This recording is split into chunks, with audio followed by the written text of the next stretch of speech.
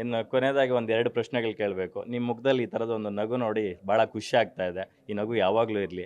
ಬಹುಶಃ ಒಂದು 6 ತಿಂಗಳಾಗುತ್ತೆ ಅನಿಸುತ್ತೆ ಈ ನಗು ಮರೆಯಾಗಿ. ಈಗ ಒಂದು ಎಲ್ಲೋ ಒಂದು ಕಡೆ ಎಲ್ಲ ಸೆಟ್ಲ್ ಆಗ್ತಿದೆಯಪ್ಪ, ಎಲ್ಲ ಒಂದು ರೈಟ್ ಟ್ರ್ಯಾಕಿಗೆ ಬರ್ತಿದೆ ಅಂತಕ್ಕಂಥ ಒಂದು ಭಾವ ನಿಮ್ಮಲ್ಲಿ ಮೂಡಿದೆ ಅಂತಕ್ಕಂಥ. ಹೌದೌದು ಸರ್. ಈಗ ಎಲ್ಲ ಒಂದು ಕೆಟ್ಟ ಫೇಸ್ ಆದಮೇಲೆ ಒಳ್ಳೆ ಫೇಸ್ ಬರಲೇಬೇಕು ಸರ್. ಎಲ್ಲ ವ್ಯಕ್ತಿಗಳಿಗೂ ಅದು ಹಾಗೇ ಆಗುತ್ತೆ. ಇಲ್ಲ ನಾನು ಅದನ್ನು ಹೊರತುಪಡಿಸಿ ಸಪ್ರೇಟ್ ಆಗಿದ್ದೀನಿ ಅಂತ ಯಾರೂ ಇಲ್ಲ. ಎಲ್ರಿಗೂ ಗುಡ್ ಟೈಮು ಬ್ಯಾಡ್ ಟೈಮ್ ಅಂತ ಇದ್ದೇ ಇರುತ್ತೆ. ಬ್ಯಾಡ್ ಟೈಮ್ ಮುಗೀತು, ಈಗ ಗುಡ್ ಟೈಮ್ ಸ್ಟಾರ್ಟ್ ಆಗ್ತಾಯಿದೆ. ಸೊ ಆ ಖುಷಿ ಇದ್ದೇ ಇರುತ್ತೆ. ಬ್ಯಾಡ್ ಟೈಮಲ್ಲಿ ಸ್ವಲ್ಪ ದುಃಖನೂ ಪಟ್ವಿ, ಬೇಜಾರು ಆಯಿತು. ಈಗ ಒಳ್ಳೆ ಟೈಮ್ ಬಂದಾಗ ಆ ಖುಷಿನೂ ಪಡ್ತೀವಿ. ಸೊ ನೆಮ್ಮದಿಯಾಗಿದ್ದೀವಿ, ಖುಷಿಯಾಗಿದೆ. Very happy sir. ಮೀನಮ್ಮ ಅವರ ಹೆಲ್ತ್ ಹೇಗಿದೆ ಸರ್? ಯಾಕಂದರೆ ಅವರಿಗೆ ಹೆಲ್ತ್ ಸ್ವಲ್ಪ ಹಂಗೀಗಿದೆ ಅಂತ ಎಲ್ಲರಿಗೂ ಗೊತ್ತಿರ್ತಕ್ಕಂಥ ವಿಚಾರ. ಈಗ ಅಮ್ಮ ಅವರು ಹೇಗಿದ್ದಾರೆ? ಯಾಕಂದರೆ ಏಜ್ ಬೇರೆ 90+ ಆಗಿರೋದ್ರಿಂದ. 90+ ಅಲ್ಲ ಸರ್, 72 ನಮ್ಮಮ್ಮಗೆ. 72 ಆ್ಯಂಡ್ ಕ್ಯಾನ್ಸರ್ ಸರ್ವೈವರ್ ನಮ್ಮಮ್ಮ. 6 ಇಯರ್ಸ್ ಬ್ಯಾಕ್ ಅವ್ರಿಗೆ ಯೂಟ್ರಸ್ ಕ್ಯಾನ್ಸರ್ ಆಗಿತ್ತು. ಸೊ ಕೀಮೋಥೆರಪಿ ಎಲ್ಲ ಆದಮೇಲಿಂದ ಮೆಂಟಲಿ ಸ್ಟ್ರಾಂಗ್ ಆಗಿದ್ದಾರೆ ಸರ್ ನಮ್ಮಮ್ಮ. ಬಟ್ ಅವ್ರ ಬಾಡಿ ಅದಕ್ಕೆ ಸಪೋರ್ಟ್ ಮಾಡ್ತಾರೆ. ಫಿಸಿಕಲಿ ಅವರು ಸ್ವಲ್ಪ ವೀಕು, ನೋಡೋಕ್ಕೆ ಸ್ವಲ್ಪ FT ಪರ್ಸ್ನಾಲಿಟಿ ಇರ್ಬೋದು. ಬಟ್ ಈಗ ಕೀಮೋಥೆರಪಿ ಎಲ್ಲ ಆದಮೇಲಿಂದ ಸ್ವಲ್ಪ ನಡೆಯೋದಕ್ಕೆ, ಅಂದರೆ ಕೀಮೋಥೆರಪಿ ಪ್ರೋಸೆಸ್ ಏನು ಅಂದರೆ ಟಿಶ್ಯೂಗಳೆಲ್ಲನೂ ಕಿಲ್ಲಾಗ್ಬಿಡುತ್ತೆ. ಸೊ ಈಗ ನಮ್ಮ ಸೆನ್ಸು ಅವೆಲ್ಲನೂ ಇರೋದೇ ಟಿಶ್ಯೂಗಳಿಂದ. ಸೊ ನಮ್ಮಮ್ಮಗೆ ನಡಿಬೇಕಾದ್ರೆ ಬಿದ್ದುಬಿಡ್ತೀನಿ ಅನ್ನೋ ಭಯ ನಮ್ಮಮ್ಮನಿಗೆ. ಸೊ ಯಾರೊಬ್ಬರು ಸಪೋರ್ಟ್ ಬೇಕು. ಬಟ್ ಮೆಂಟಲಿ ನನಗಿಂತ ದರ್ಶನ್ಗಿಂತ ತುಂಬ ಸ್ಟ್ರಾಂಗು ಸರ್ ನಮ್ಮಮ್ಮ. ಅದೊಂದು ಖುಷಿ ಇದೆ. ಒಂದೊಂದು ದಿನ ಹಂಗೆ, ಒಂದಿನ ಹಿಂಗಿರುತ್ತೆ ಹೆಲ್ತು, ಒಂದೊಂದು ದಿನ BP ಜಾಸ್ತಿ ಇರುತ್ತೆ, ಶುಗರ್ ಜಾಸ್ತಿ ಆಗಿರುತ್ತೆ.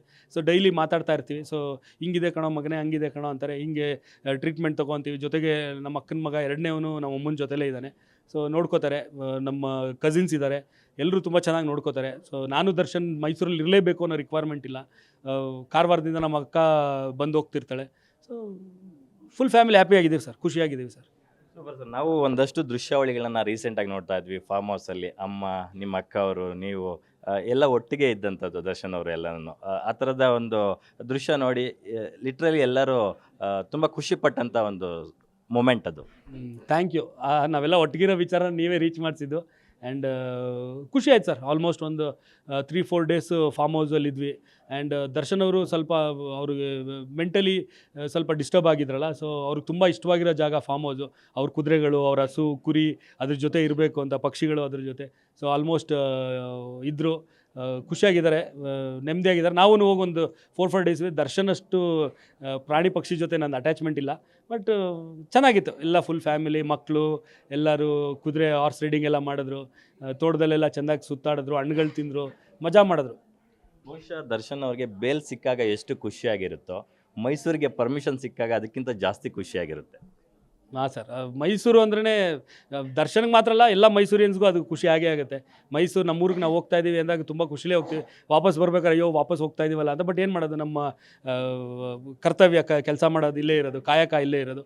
ಸೊ ಇಲ್ಲಿಗೆ ಬರಲೇಬೇಕು, ಕೆಲಸ ಮಾಡಲೇಬೇಕು. ಸೊ ಫ್ರೀ ಇದ್ದಾಗೆಲ್ಲ ಡೆಸ್ಟಿನೇಷನ್ ಮೈಸೂರೇ ಸರ್. ದರ್ಶನ್ ಅವ್ರಿಗೆ ಹೆಲ್ತ್ ವಿಚಾರ ಮಾತಾಡೋದಾದ್ರೆ ಎಕ್ಸಾಕ್ಟ್ಲಿ ಅವ್ರಿಗೆ ಏನಾಗಿದೆ ಅಂತಕ್ಕಂಥದ್ದು. ಯಾಕಂದರೆ ಒಂದಷ್ಟು ಜನ ಹೇಳ್ತಾರೆ ಅವ್ರಿಗೆ ಏನು ಬ್ಯಾಕ್ ಪೈನ್ ಇರೋದ್ರಿಂದ ಸರ್ಜರಿ ಮಾಡಿದ್ರೆ ನೆಕ್ಸ್ಟ್ ಅವರು ಆ್ಯಕ್ಷನ್ ಸ್ಟಂಟ್ಸು ಅದೆಲ್ಲ ಮಾಡೋದಕ್ಕಾಗಲ್ಲ. ಆ್ಯಸ್ ಅನ್ ಆ್ಯಕ್ಟರ್ ಆಗಿ ತುಂಬ ಕಷ್ಟ ಆಗುತ್ತೆ. ಸೊ ಫಿಸಿಯೋಥೆರಪಿ ಮೂಲಕನೇ ಅದನ್ನು ಕ್ಯೂರ್ ಮಾಡಬೇಕು ಅಂತಕ್ಕಂಥದ್ದು ಒಂದಷ್ಟು ಮಾತುಕತೆಗಳು ನಡೀತಾ ಇದೆ. ಸೊ ನೀವು ಹತ್ತಿರದಿಂದ ನೋಡಿರೋರು, ನಿಮ್ಗೆ ಗೊತ್ತಿರ್ತಕ್ಕಂಥವ್ರು actual facts. Sir actually Darshan ಅವ್ರಿಗೆ L4 ಆ್ಯಂಡ್ L5 ಡಿಸ್ಕ್ಗಳು ತೊಂದರೆ ಆಗಿರೋದು. ಅದೇನು ಅಂದರೆ ಅದರ ಅಲೈನ್ಮೆಂಟಿಂದ ಒಂಚೂರು ಎಷ್ಟೋ ಸ್ವಲ್ಪ ಜರುಗಿದೆ. ಅದು ಅವ್ರಿಗೆ ಈಗಲ್ಲ ಜರುಗಿರೋದು. ಅದು ನಾವು ಸಾರಥಿ ಸಿನಿಮಾ ಮಾಡ್ಬೇಕಾದ್ರೆ ಒಂದು ಕುದುರೆಯಿಂದ ಬಿದ್ದಲ್ಲ ಅವ್ರದ್ದು. ಏನಂದರೆ ಅದರಲ್ಲೊಂದು ಶಾಟ್ ಇದೆ, ಟ್ರೈಬ್ಸ್ ಕ್ಯಾರೆಕ್ಟರ್ಗಳೆಲ್ಲ ಬಂದು ಫೈಟಲ್ಲಿ ಅವ್ರ ಕಾಲ್ಗಳನ್ನ ಇಟ್ಕೊಂಡು ಹಿಂಗೆ ಬಿಸಾಕೋದು. ಸೊ ಅದು ಬಿಸಾಕಿದಾಗ ನಾವು ಕಾಲ್ಗಳಿಗೆ ರೋಪ್ ಹಾಕ್ಬಿಟ್ಟು ಹಿಂಗೆ ಎಳೆದಿದ್ವಿ.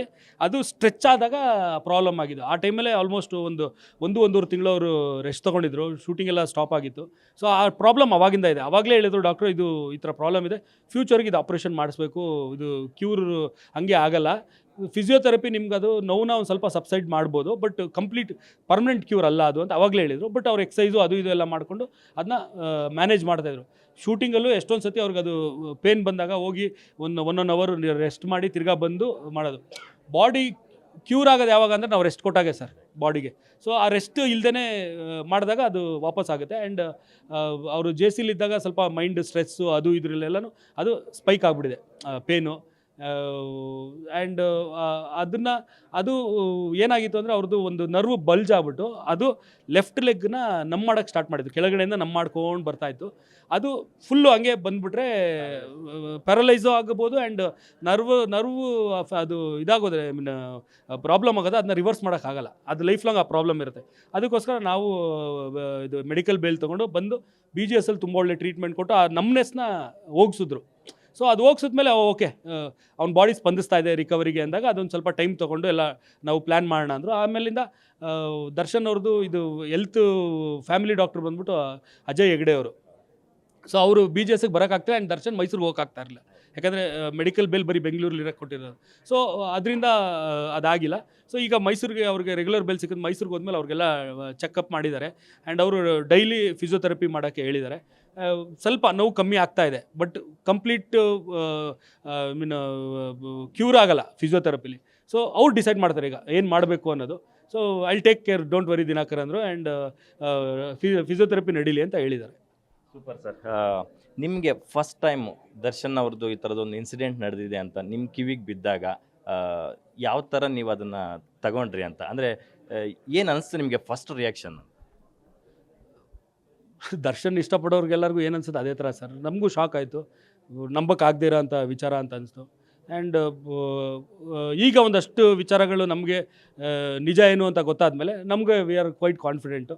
ಅದೀಗ ನ್ಯಾಯಾಂಗ ಅಂಗಳದಲ್ಲಿದೆ, ಅಲ್ಲಿ ನಮಗೆ ನ್ಯಾಯ ಸಿಗುತ್ತೆ ಅಂತ ನೋಡೋಣ ಏನಾಗುತ್ತೆ ಅಂತ. ನಿಮಗೆ ತಿಳಿದಂತೆ ಮಲ್ಲಿಕಾರ್ಜುನ್ ಅವರು ಎಲ್ಲಿದ್ದಾರೆ ಸರಿ, ಅದ್ರ ಬಗ್ಗೆ ಯಾಕಂದ್ರೆ ನಿಮ್ಮ ಜೊತೆ ಸಾಕಷ್ಟು ವರ್ಷಗಳ ಜರ್ನಿ ಮಾಡಿರ್ತಕ್ಕಂಥವ್ರು, ನಿಮ್ಮ ಆಪ್ತರು ಕೂಡ. ನೀವು ಎಲ್ಲೇ ಫಾರಿನ್ ಶೂಟಿಂಗ್ ಹೋದ್ರು ನಿಮ್ಮ ಒಟ್ಟಿಗೆ ಇರ್ತಿದ್ರು, ಡಿಸ್ಟ್ರಿಬ್ಯೂಷನ್ ನೋಡ್ಕೊತಾ ಇದ್ರು, ಪ್ರೊಡಕ್ಷನ್ ನೋಡ್ಕೊತಾ ಇದ್ರು, ಹಾಗಾಗಿ ಒಂದೊಳ್ಳೆ ದೊಡ್ಡ ಜರ್ನಿ ಇದೆ ಅವ್ರ ಜೊತೆಗೆ. ಸೊ ಏನಾಗಿದ್ದಾರೆ ಅಂತಕ್ಕಂಥ ಸರ್, ನಾನು ಮಲ್ಲಿಕಾರ್ಜುನು 2000 MS ರಮೇಶ್ ಹತ್ರ ಅಸಿಸ್ಟೆಂಟ್ ಡೈರೆಕ್ಟರ್ ಸರ್. ಅವಾಗಿಂದ ನನಗೂ ಒಂದು ಫ್ರೆಂಡ್ಶಿಪ್ಪು ಸರ್. ಅದಾದಮೇಲಿಂದ ಹೌದು, ನಾನು ಬುಲ್ಬುಲ್ ಸಿನಿಮಾ ಪ್ರೊಡ್ಯೂಸ್ ಮಾಡಿದ್ಮೇಲೆ ಅದನ್ನ ನಮ್ಮ ಬ್ಯಾನರಲ್ಲೇ ಐ ಮೀನ್ ನಮ್ಮದೇ ಒಂದು ಡಿಸ್ಟ್ರಿಬ್ಯೂಷನ್ ಆಫೀಸ್ ಓಪನ್ ಮಾಡಿ ಡಿಸ್ಟ್ರಿಬ್ಯೂಷನ್ ಮಾಡೋಣ ಅಂತ ಡಿಸೈಡ್ ಆದಾಗ 2013 ಡಿಸ್ಟ್ರಿಬ್ಯೂಷನ್ ಆಫೀಸು ಓಪನ್ ಮಾಡಿದೆ ಸರ್. ಸೊ ಅದನ್ನು ನಾನು ಮಲ್ಲಿಕಾರ್ಜುನ್ಗೆ ಜವಾಬ್ದಾರಿ ಕೊಟ್ಟಿದ್ದೆ, ಮಲ್ಲು ನೀನೇ ಅದನ್ನು ನೋಡ್ಕೋ ಇದನ್ನು ಅಂದಾಗ ಮಲ್ಲು ತುಂಬ ಖುಷಿಯಿಂದ ಅದು ಅಕ್ಸೆಪ್ಟ್ ಮಾಡಿಕೊಂಡು ನಾವೊಂದು ಸಾಕಷ್ಟು ಸಿನಿಮಾಗಳು ಡಿಸ್ಟ್ರಿಬ್ಯೂಷನ್ ಮಾಡಿದ್ವಿ.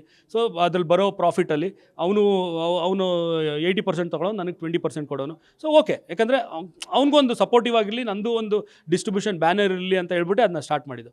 ಸೊ ಅವೆಲ್ಲ ಆಯಿತು. ಅದಾದಮೇಲೆ ಅವ್ನು ಏನೇನು ವ್ಯವಹಾರಗಳು ಮಾಡಿದ್ನೋ, ಏನೇನು ಕಮಿಟ್ಮೆಂಟ್ಗಳಾಯಿತು, ಒಂದಷ್ಟು ಕಮಿಟ್ಮೆಂಟ್ಗಳಿಗೆ ನಾನು ತಲೆ ಕೊಟ್ಟಿದ್ದೀನಿ, ಒಂದಷ್ಟು ಕಮಿಟ್ಮೆಂಟ್ಗಳಿಗೆ ದರ್ಶನು ತಲೆ ಕೊಟ್ಟಿದ್ದಾನೆ. ಯಾಕಂದ್ರೆ ವೀಕೆಂಡ್ ವಿತ್ ರಮೇಶಲ್ಲಿ ಅದನ್ನ ಮಲ್ಲೂನೇ ಹೇಳಿದ್ದಾನೆ. ಸೊ ಎಲ್ಲ ಆಗಿತ್ತು. ಅದಾದಮೇಲೆ ಅವನು ಈಗ ಒಬ್ರ ಹತ್ರ ಒಂದು ಲೆವೆಲ್ವರೆಗೂ ಹೆಲ್ಪ್ ತೊಗೋಬೋದು. ಅದು ಹೆಲ್ಪು ಅದನ್ನು ಕ್ರಾಸ್ ಮಾಡಿದ್ಮೇಲೆ ಅವ್ರಿಗೂ ಅವ್ರ ಸ್ವಾಭಿಮಾನ ಹರ್ಟ್ ಮಾಡುತ್ತೆ, ಅದು ಇನ್ನೂ ಎಷ್ಟು ಅಂತ ಕೇಳಲಿ ಅಂತ. ಸೊ ಅದರಿಂದ ಅವನು ನಮ್ಮನ್ನೆಲ್ಲ ಯಾರಿಗೂ ಕಾಣದೇ ಇರೋ ಹತ್ರ ಇಂಡಸ್ಟ್ರಿ ಬಿಟ್ಟು ಗಾಂಧಿನಗರ ಬಿಟ್ಟು ಎಲ್ಲಾರ ಹೋದಾಗ ನಮಗೂ ಇನ್ಫಾರ್ಮೇಷನ್ ಕೊಟ್ಟಿಲ್ಲ. ಹೋಗ್ತಾ ಇದ್ದೀನಿ ಅಂತ ಹೇಳಿದ್ರೆ ಮೋಸ್ಟ್ಲಿ ನಾನು ಬಿಡ್ತಾ ಇರಲ್ಲ, ಬಿಡು ಬಾಂಬಲ್ಲು, ನಮ್ಮ ಕೈಲಿ ಏನಾಗುತ್ತೆ ಮಾಡೋಣ, ಇನ್ನೊಂದು ಸ್ವಲ್ಪ ದಿನ ಪ್ರಯತ್ನ ಪಡೋಣ ಅಂತಿದ್ವಿ. ಸೊ ಆ ಲಿಮಿಟ್ ಮೋಸ್ಟ್ಲಿ ಅವ್ನಿಗೆ ಅದನ್ನು ದಾಟ್ಕೊಂಡು ಹೊರಟೋಗಿತ್ತೇನೋ, ಅದನ್ನ ಫೇಸ್ ಮಾಡೋಕ್ಕಾಗದೇ ಇರೋ ಥರ. ಸೊ ಅದರಿಂದ ಅವನು ಹೇಳ್ದೆ ಮಾಡದೆ ಹೊಟ್ಟೋದ. ಹೋದ್ಮೇಲಿಂದ ನನಗೂ ತುಂಬ ಬೇಜಾರಾಯಿತು. ಅದಾದಮೇಲೆ ನನಗೆ ಗೊತ್ತಾಗಿದೆ ಅವ್ನ ಕಮಿಟ್ಮೆಂಟ್ಗಳು ಇಷ್ಟಿದೆ, ಈ ಥರ ಇಷ್ಟಿಷ್ಟು ಜನದ ಹತ್ರ ಇಷ್ಟಿಷ್ಟು ತೊಗೊಂಡಿದ್ದಾನೆ.